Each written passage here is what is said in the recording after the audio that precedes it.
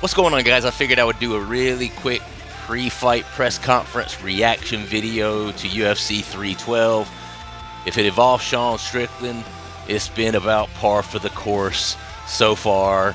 Lots of F-bombing, lots of talk about free speech and all the rest of it. So we're going to touch a little bit on some of that in this video and just kind of go through the highlights of what we saw during the press conference. It's, been pretty entertaining. I mean, obviously, I'm more about the fight itself. I'm ready to see the fight because the talk is minuscule in comparison to what happens once they get in the octagon together, in my opinion, right? And I was going to do like a reaction video to, I know Sean Strickland has been completely unhinged, and I did listen to his, personal press conference. You know how they interview the guys personally and they have their own interviews and then they do the collective one with all of the fighters together. Well, I listened to Sean Strickland's. I was going to do a video on that and then I was like, it literally, listen, I'm American through and through, definitely a free speech guy, but I'm also one of those people that I think it gets to a point where if you're saying certain things that you know are going to upset and piss off another group just because you have free speech, that's where it gets a little dicey for me. And I think Sean Strickland definitely edges on that because he knows that that makes headlines. He knows that that gets him in the news. And he knows that it's a fact. We do have free speech. So technically, there's not really a lot anyone can do about it, and he talked about Bryce Mitchell yesterday, and as soon as I saw the shirt that says delay, deny, depose, I was like, oh man. I'm all about free speech, but a person was killed there. And you can say an innocent person. People can say, "Oh, he wasn't innocent. He was, the CEO of this crooked insurance company." Yeah, you know, listen, murder is murder, and Sean did say that, but I wouldn't have been wearing that particular shirt because, in my opinion, that is condoning murder of an innocent person. And I'm one of those people, free speech all day, free speech all day. But if you are pushing the boundaries of making it, I'm going to say whatever I want to say, and I'm going to purposely push that envelope of pissing off certain sets of groups of people, not necessarily because I feel that way so much, but just because I feel like exercising my right to free speech. And Sean Strickland is one of those guys. Like, sometimes I get the sense that he's doing it and saying it just because he knows he has free speech and just because he knows that he lives in a country and works for an organization via the UFC to where he can do that and is not going to get penalized for it, right? So there's a difference in whether you do actually feel that way and then whether you're just doing it just because you have free speech. I mean, are you saying the things that you say because you have free speech, or are you saying them because it's truly deep down in your gut how you feel? Who knows, man? I mean, Sean Strickland is a very, very interesting character, and from what I understand, that's him. That's who he is, and he's just being that and being authentic in front of the camera. So can't hate on the guy for it, but I chose to stay away from his pre-fight press conference because there were certain things like I didn't even want to repeat that he had said. I was like, hell no, I'm not getting my channel demonetized. Can't say a sentence without dropping the F-bomb or whatever. I love Sean Strickland. I'm pulling for Sean Strickland. I'm American. I'm pulling for the American this weekend. Let's be clear about that. But, some of the places he goes with his words is a little bit, come on, bro. Free speech is great, but damn, did you have to wear that delay, deny, depose shirt? Really? This kid's locked up in prison for murder. I mean, did you really have to promote that or encourage that? And it's not so much about the free speech aspect of it, or even that it's a hate speech sort of thing. A a guy like me who has all of his faculties together can look at something like that and put it in its proper place and proper perspective and be like, oh, it is what it is. I mean, he's making a statement really against free capitalism and the fact that these companies own people, these companies own the government in a lot of ways, that people lose their lives because of these big corporations all the time, and you can kind of go there and see that from his perspective. But my worry is for the person watching who loves the UFC or loves Sean Strickland, but might be a few marbles short up top. You know what I mean? Because there's people out there that are this close to snapping right now. And all it would take is one thing or one person that they look up to say the right thing that could trigger them to go do some other horrible act, whether it be a mass shooting or just something else. And that's the part that worries me about it. Like, I personally can put it in its perspective and see where he's coming from, and it doesn't bother me. And I know most other people, you guys probably look at it that way too, but you never know who's watching you. And, it's fair to be said, hey, it's just free speech. It's not my responsibility if somebody takes my words, twists my words, minces my words, and uses my words to go do their own horrible act. That's not on me. Well, yeah. Yeah. Not technically, but, I would never want to cause some sort of horrible tragedy to occur because I said XYZ. I don't know, man. It goes so deep, and it is infringing on people's free speech when you really start to look at it that way. But free speech for a purpose, not free speech just because you have free speech. So you're saying whatever the hell you want to. That's where it gets mincy for me. So it started out, a reporter asked Drickus, hey, what do you think? This fight was the first fight was. A lot of people thought Sean won that fight. What do you guys think about it? Drickus, basically, he believes he won the fight. He prefers fighting Khamzat, but basically accepted that it was Strickland next, so he's going to put a nail in that coffin sort of thing. He predicts a war with Strickland, of course. They traded insults, including jokes about short bus and Strickland's mustache. That part was pretty good.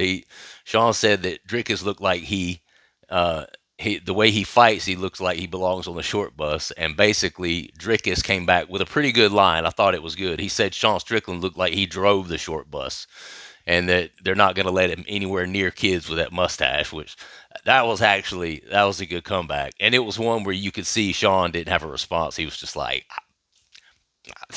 he just kept throwing up his hands almost like, yeah, he got me. He got me on that one. That's it. Because he does have that very cheesy Chester mustache kind of going on right now. Drickus said he's ready to die in that octagon. They did at one point, they had a ref say, hey, say something nice about the other. They wanted Drickus and Sean to say something nice about one another. Sean was like, he fights like a retard off the short bus. We can all strive to be that. No, he's a guy that's willing to die in there. He fights hard. And basically, Drickus said the same thing, minus the short buzz. He said that he's a tough guy, willing to put it all on the line and fight hard in there. So that was their versions of compliments for each other. Not really compliments, but given the history of these two, I guess you couldn't expect a whole lot more. They're going to go in there and try to kill each other Saturday night. So as far as Zhang Weili and Tatiana Suarez, Weili says she's confident in her overall MMA skills against Suarez's wrestling because that was kind of something that reporters ask about. Suarez is known to be this dominant wrestler, possibly one of the best in the UFC. And basically, Zhang Weili's response to that was, well, that's great, but this is not wrestling. This is MMA, where it's kickboxing, jiu-jitsu, wrestling, all of the above. And she plans to show the world that just having dominant wrestling is not good enough to beat her as the champion, right? So that was basically the underlying message there. Suarez claims to have a fight plan together, whether the fight stays standing or goes to the ground. And she did say something where I was like, wait, what? Because somebody asked Suarez, or somebody asked Weili, do you because of Suarez wrestling, do you think that you might would just want to meet her in the middle and prove that your wrestling is better? And that's when she basically was like, well, this isn't just wrestling, it's MMA. It involves jiu-jitsu, it involves kickboxing, all that.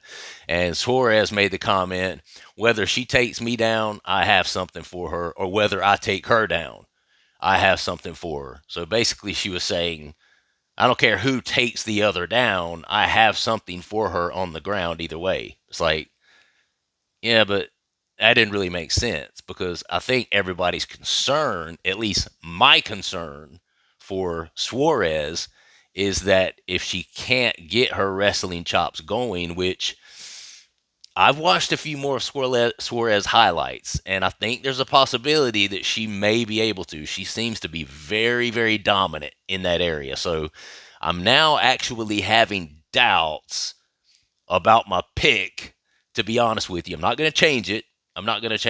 But I think definitely we could see a situation where Zhang Wei Li is just not able to keep her off of her. And Suarez is just so much stronger in that specific area that she's able to take her down, able to kind of control her, ground and pound, possibly a submission, but I think Wei Li could probably stay away from the submissions or being submitted.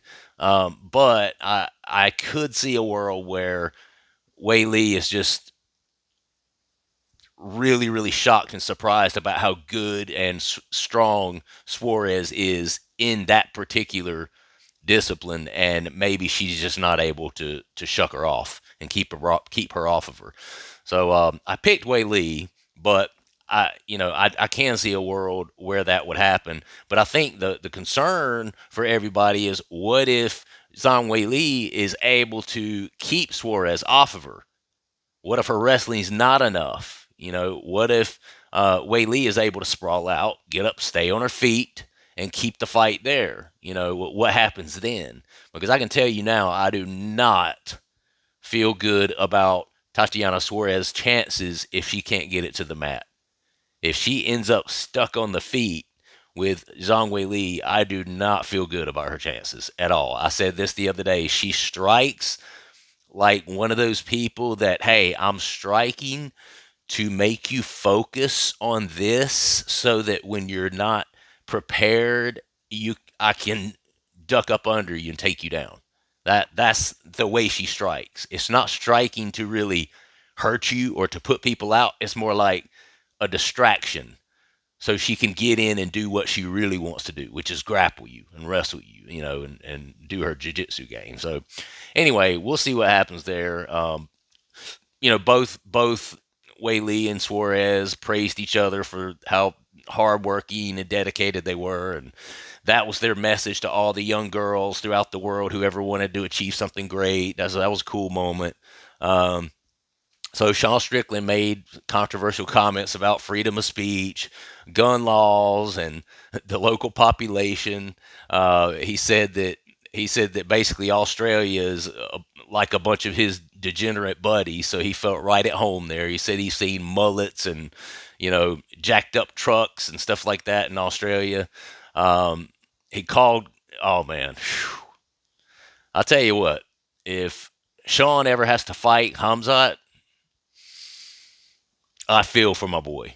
I feel for him. I think I could possibly be surprised at how well Sean Strickland could do with somebody like Khamzat, because I think so far we've seen Khamzat up against smaller kind of middleweight guys like Robert Whitaker, Kamaru Usman. They're obviously smaller for that division. Sean Strickland's a pretty big dude. 6'2", just a big guy.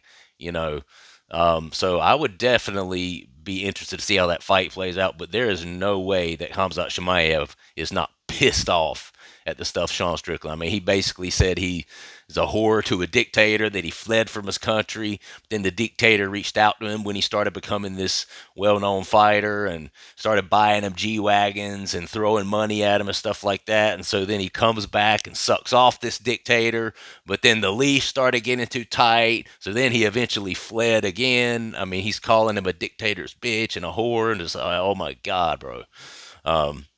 Sean has no filter. None whatsoever. It makes for entertaining television, and he's definitely one of those must-see TV guys, just to see what he's going to say, just to find out what he's going to say.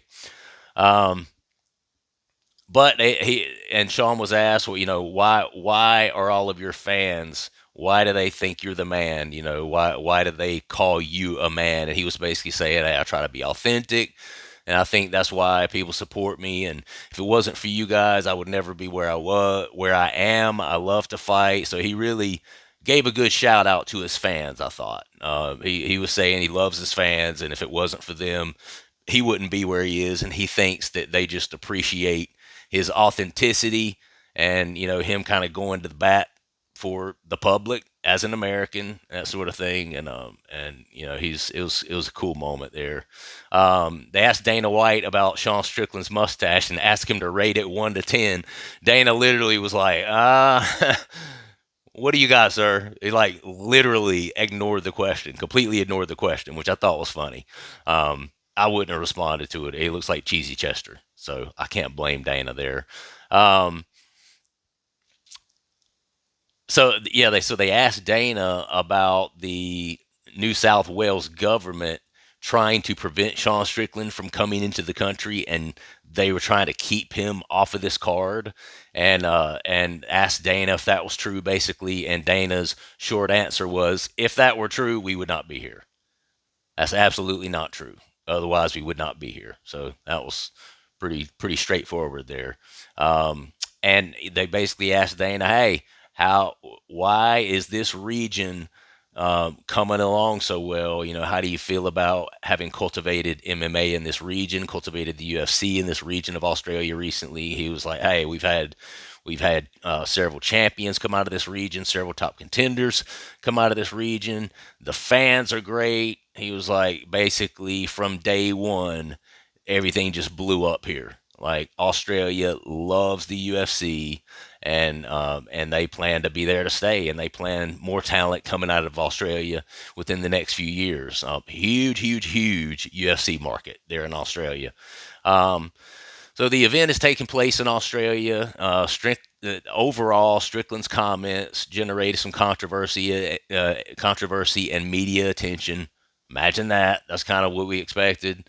And one reporter did ask towards the end about the betting odds and the method of victory from Dricus and Strickland, and both of them basically said the same thing. They were like, based on the way this last fight went, which it was obviously really close, it was obviously a controversial kind of split decision, and based on that, Dricus was saying, I can't really say a method of victory, how it's going to end, but I know I'm prepared to go all 5 rounds, and it's going to be a war. But he plans on showing his dominance this time. He's not calling for a split decision this time. But all throughout the fight, as soon as that bell, from the first bell to the last bell, he's going to be trying to get Sean Strickland out of there the best he can. And Sean Strickland basically said the same thing. Nothing about method of victory or how he's going to win, but he's going to try. He's going to be ready to die in there. He's going to try his best to get Dricus out of there, but either way, they're going to fight to the death, Dutchman, which he called him Dutchman probably 17 times throughout this. It was good. It was entertaining. Definitely got me hyped up for the fight. I was hyped up anyway. Like I said, I'm a guy who's, let's get to the fights. Let me see the fights. I get into the fights. But, some of the antics beforehand do make it a little bit more appetizing once the fight gets here. I will say that. So I just kind of wanted to do a quick reaction video on it. If you've not, please do subscribe to the channel, like the video, and also comment down below. Let me know what your favorite moment of this was, and who do you think's taking the main event on Saturday night. Thanks so much for watching. I'll see you guys on the next one. All right, peace.